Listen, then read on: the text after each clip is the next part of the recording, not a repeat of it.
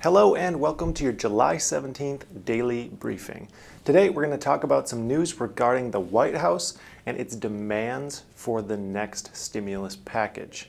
President Trump and his administration have been pushing for a payroll tax cut, which is also referred to as a payroll tax holiday, to be part of the next stimulus package. It appears the Trump administration has doubled down on this idea in the form of making demands on the next stimulus package. And this isn't exactly new. Just for some context, things are heating up right now, with the next week being the start of the Senate's on session through the first week of August. There's a lot of headway expected to be made in the stimulus package world now that the Senate is nice and rested after their nice long vacation and ready to do some legislating. President Trump has been pushing for a payroll tax holiday for a while, and even back in May, he was saying, we're not doing anything, referring to the next stimulus package, unless we get a payroll tax cut. This statement has been backed up just yesterday when White House spokesperson Judd Deere had this to say about the next stimulus package and payroll tax cuts. This is a quote from him. As he has done since the beginning of this pandemic, President Trump wants to provide relief to hardworking Americans who have been impacted by this virus, and one way of doing that is with a payroll tax holiday. He's called on Congress to pass this before, and he believes it must be part of any Phase 4 package. So just for reference here, here's how a payroll tax holiday would work. When employers pay employees, both parties pay taxes on those wages. For most workers, you pay a combined 7.65% of your wages to the federal government for things like Social Security and Medicare. Employers also pay out an additional 7.65% of wages to the federal government for those same programs. Self-employed individuals pay both the employer and employee portions of Social Security and Medicare for a combined 15.3% of wages for most people. So for every $100 in wages paid, the federal government receives $15.30 for most employees. The payroll tax holiday would eliminate this $15.30 per $100 for a set period of time, something like 6 months or potentially through the end of the year. This means that employees and employers would retain or receive a stimulus of $75 for every $1,000 in wages either earned or paid out. So it's effectively a stimulus for employees and employers. This would amount to about $1,600 in stimulus by the end of the year for the average U.S. worker, based on average wages.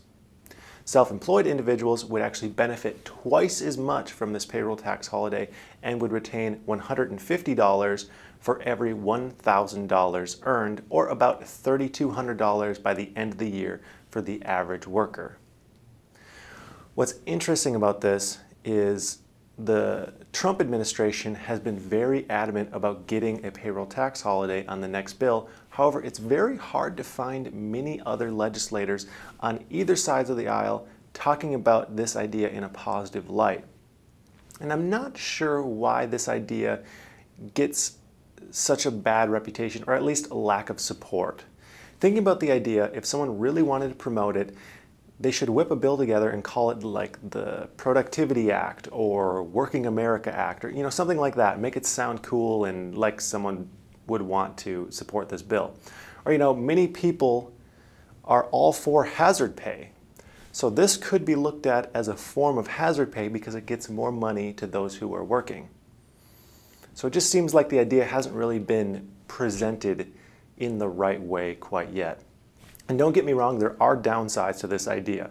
First, it does nothing to help those who lost their jobs, but this idea could be used in conjunction with a stimulus that helps out those who have lost their jobs, like unemployment.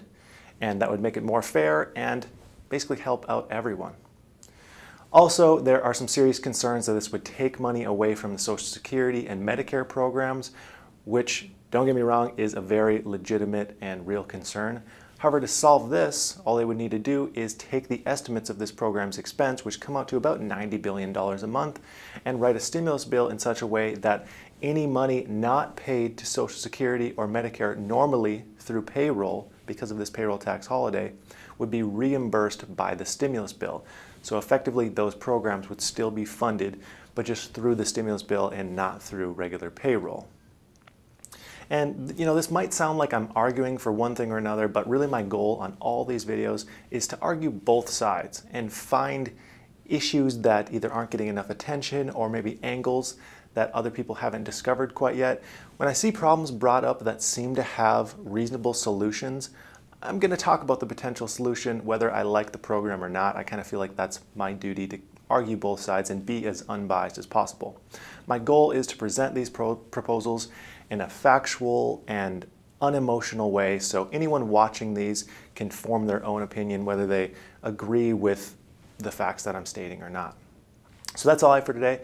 Thank you for tuning in. Please consider subscribing if you haven't already. We're on the road to 100,000 subscribers.